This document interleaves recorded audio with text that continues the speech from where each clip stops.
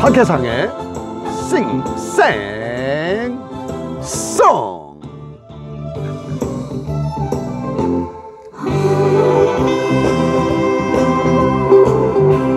인생길 머나먼 길 가야 할 길 가다 보면 삶의 무게에 힘겨워서 쓰러질 때도 있지요. 맞아요. 삶의 무게가 힘겨워서 쓰러질 때가 있다니까요. 그럴 땐 노래하는 겁니다. 이렇게 노래를 사랑하잖아요. 파도처럼 다시 한번 노래를 불러요.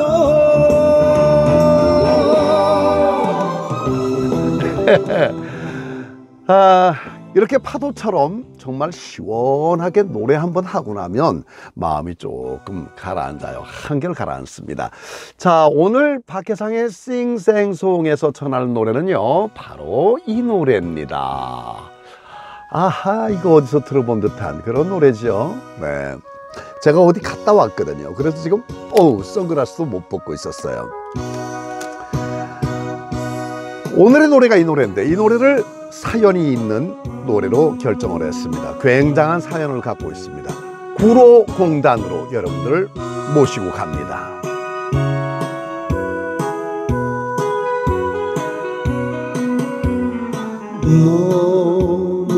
너무나도 그님을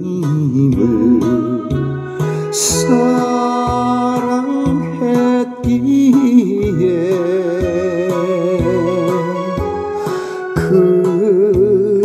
그리움이 별에서 사무친 미움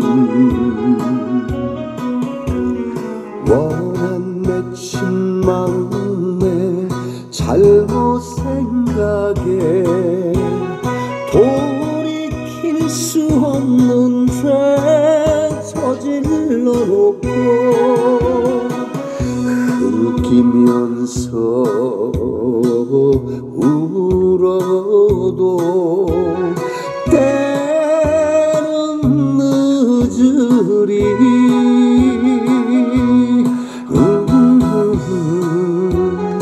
때는 늦으리.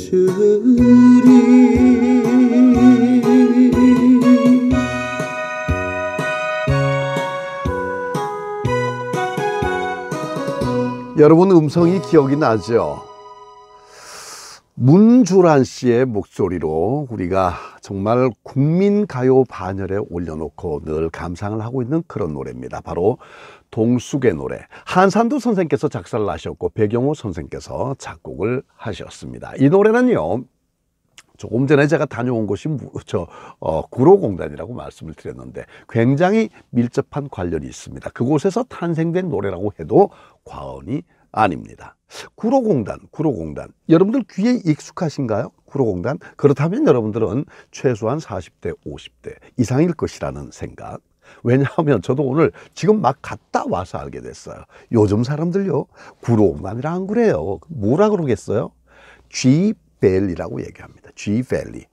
이게 무슨 뜻인가 하면은 1960년대에서 70년대 구로구와 금천구에 있는 국가산업단지였잖아요, 구로공단이. 그래서 대한민국 경제 발전에 그야말로 견인차 역할을 해왔었던 곳입니다.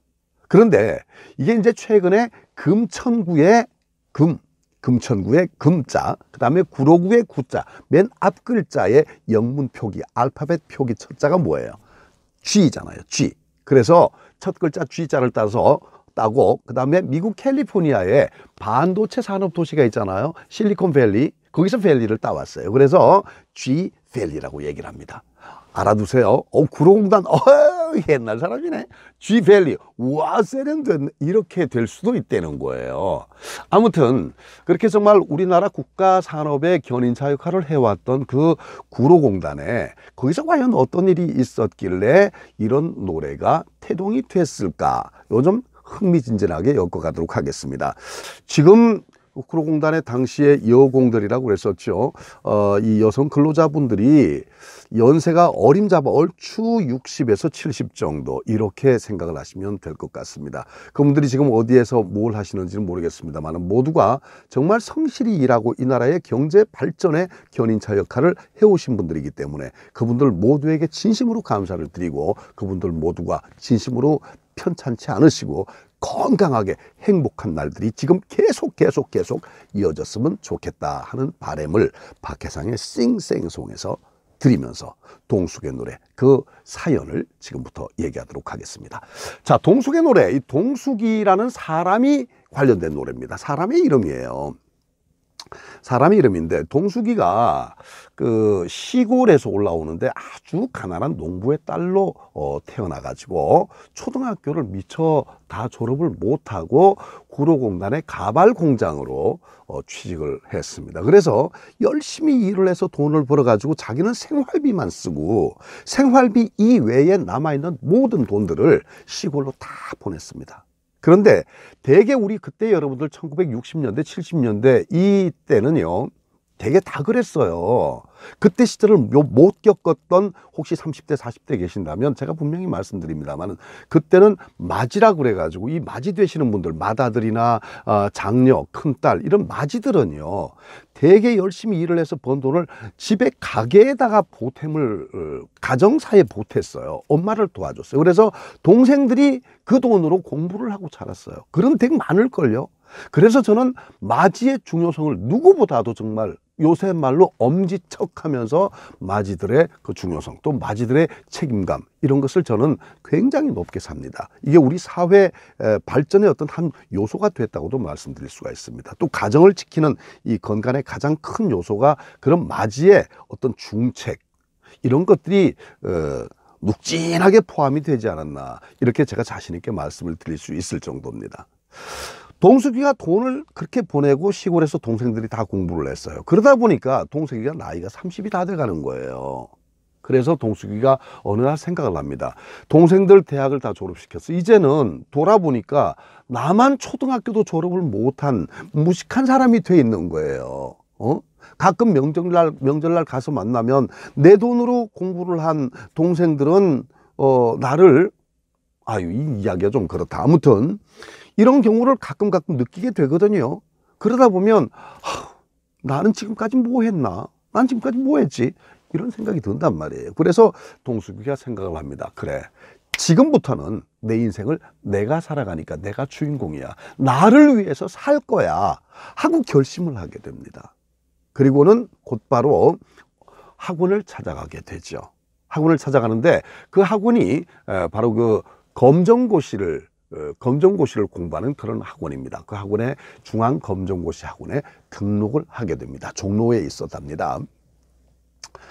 열심히 공부를 해가지고 중학교 졸업장 자격증, 중학교 졸업 자격증을 따게 돼요. 이제 고등학교 입학 자격증이죠, 그게.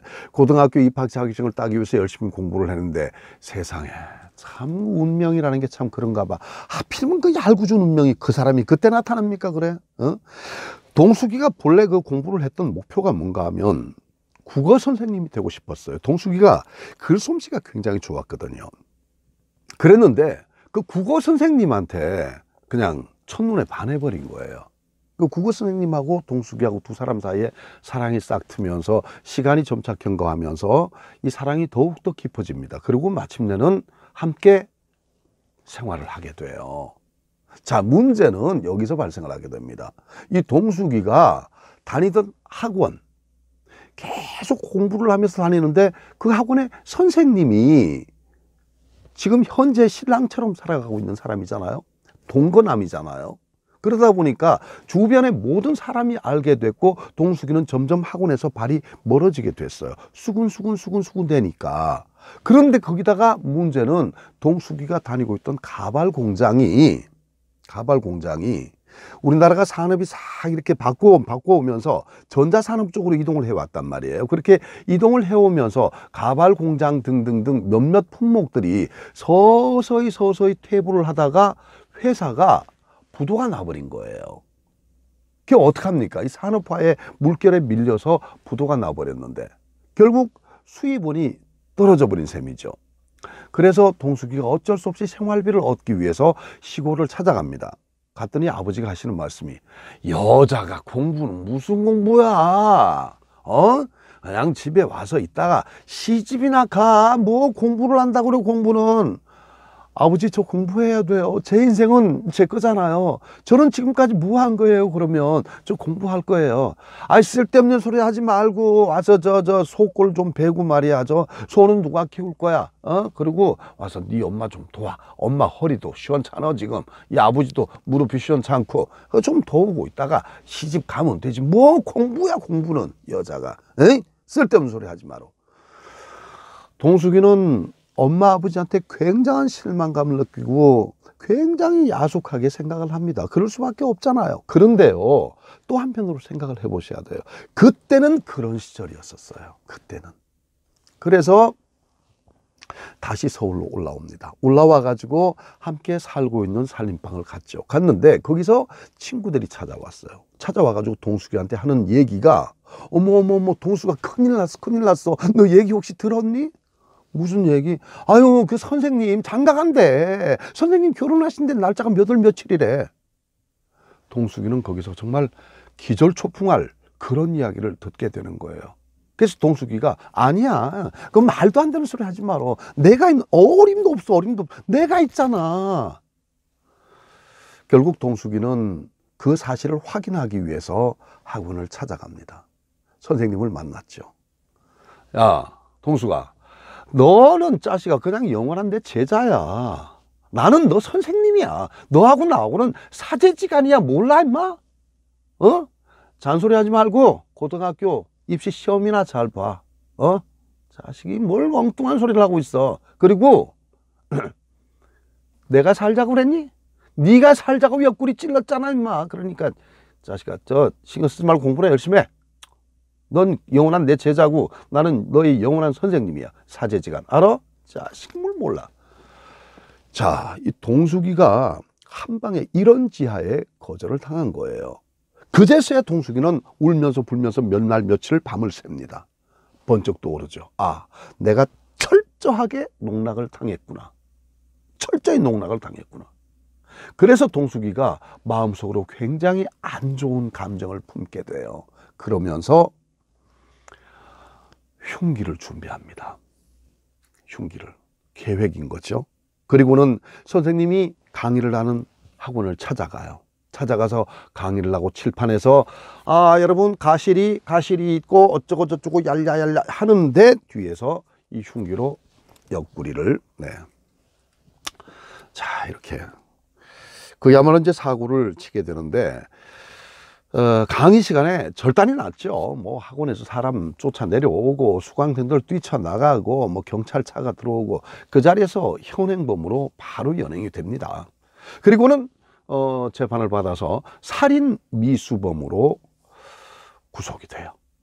그리고 이제 장기형을 받게 되는 거죠.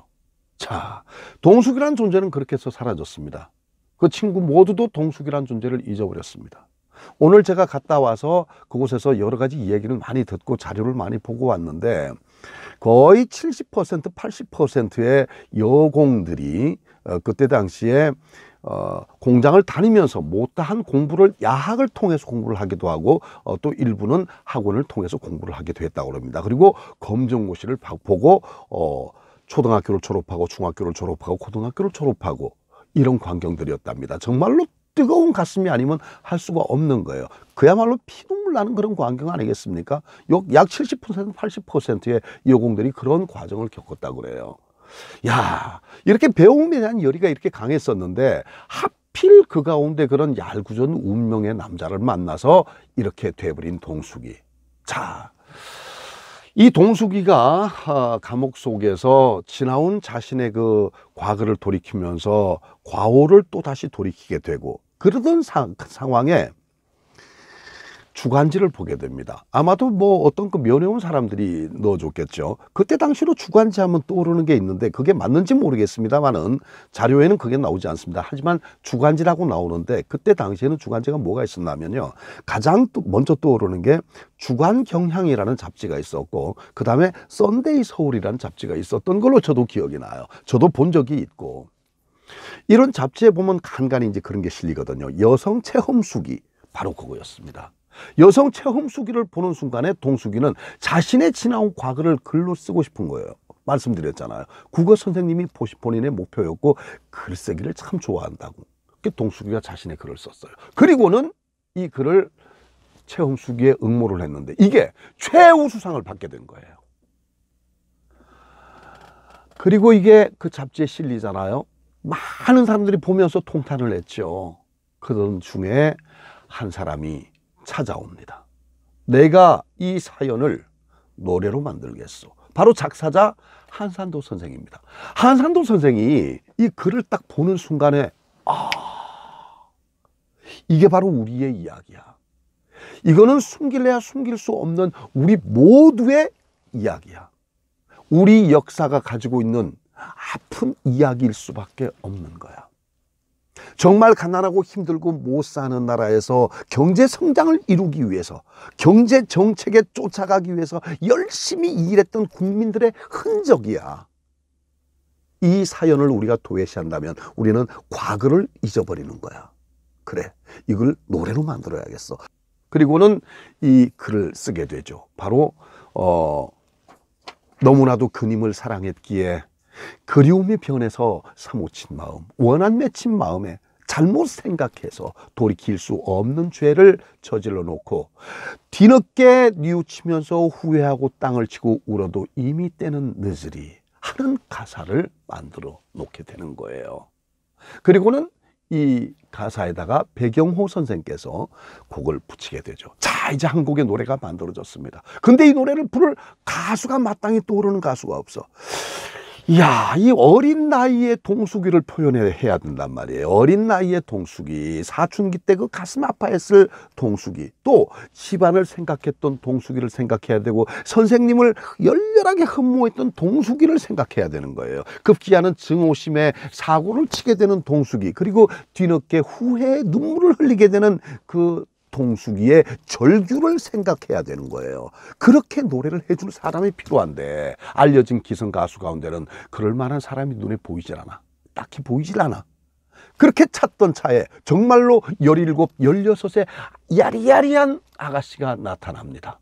투박한 경상도의 사투리를 쓰는 아가씨인데 목소리마저 얼마나 투박하고 둔탁한지, 우와, 인생의 경륜이 묻어나는 목소리네. 그래, 저 감성의 저 목소리라면 바로 동수기의 이야기를 할 수가 있겠어. 그 사람이 바로 문주란입니다. 자, 이렇게 해서 문주란이라는 가수가 그야말로 국민 가수로 우뚝 서버리는 계기가 되지요. 여러분, 2절 가사를 제가 한번 읽어드릴까요? 님을 따라 가고픈 마음이지만 그대 따라 못 가는 이 서러운 마음. 서러운 마음과 이 모든 것들이 합해져서 나는 이렇게 생각을 했었어요. 어떻게? 저주받은 운명이구나. 그리고 이제는 저주받은 운명이 끝나는 순간이구나. 어떤 순간이? 내가 사랑하는 당신, 아니 나를 배신한 당신을 보내는 이 순간이 저주받은 내 운명이 끝나는 순간이야. 왜? 이제 더 이상 안 봐도 될 테니까. 하지만 그 순간에 님의 품에 안기운 짧은 그 행복을 다시 한번 더듬어가면서 참을 수 없이 뜨거운 눈물이 흘러내리는 동숙. 내 마음은 어디다 둬야 할 것인가 하는 가사가 바로 2절 가사입니다. 여러분, 정말 절절한 사연이지 않습니까? 동숙의 노래를 오늘 제가 여러분께 들려드렸는데 금천구와 구로구 행정적으로 나뉘어져 있다고 그래요. 현재 구로공단이, 예전에 그 구로공단이 거기를 갔다 오면서 참 여러 가지 생각을 하게 됐습니다. 확실한 것 하나는요, 아는 바는 없지만 그 구로공단에서 우리나라 산업화의 주역이 되기 위해서, 우리나라의 부를 창출해내는 그런 그 경제적인 여군이 되기 위해서 열심히 피땀을 쏟았던 여직공들, 여공들, 여성 근로자들, 그들의 삶을 여러분 다시 한번 생각을 해야 될 걸로 믿습니다. 그야말로 거룩한 삶이 아닌지요. 지금 연세가 60, 70 정도가 되셨다고 제가 미리 말씀을 드렸습니다. 어떤 분인지 모르지만 그분들 구로공단을 거쳐 나온 그런 분들이 계신다면 정말 편찮으시지 마시고 건강하신 몸으로 행복한 마음으로 그렇게 좋은 노래를 즐기면서 살아달라고, 또 그동안 동숙의 노래를 많이 부르셨을 텐데 그 노래가 바로 당신의 노래였다는 것을 말씀드리면서 앞으로 더 많이 이 노래를 마음에 담고 즐겨달라고요. 여러분들의 친구였던 동숙이를 생각하면서 즐겨달라는 그런 마음으로 제가 2절 노래를 부르면서 오늘 동숙의 노래 이야기를 모두 마치도록 하겠습니다. 박혜상의 싱생송, 동숙의 노래 2절을 보내면서 인사 올립니다. 고맙습니다.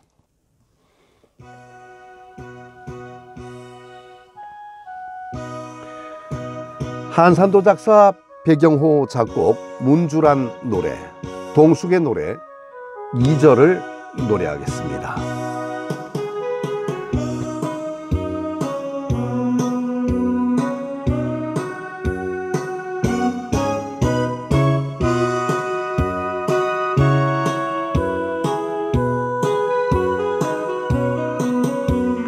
님을 따라 가고픈 마음이건만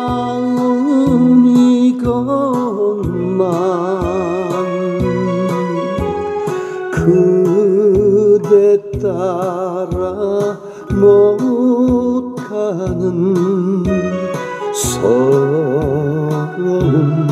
미움, 저주받은 운명이 끝나는 순간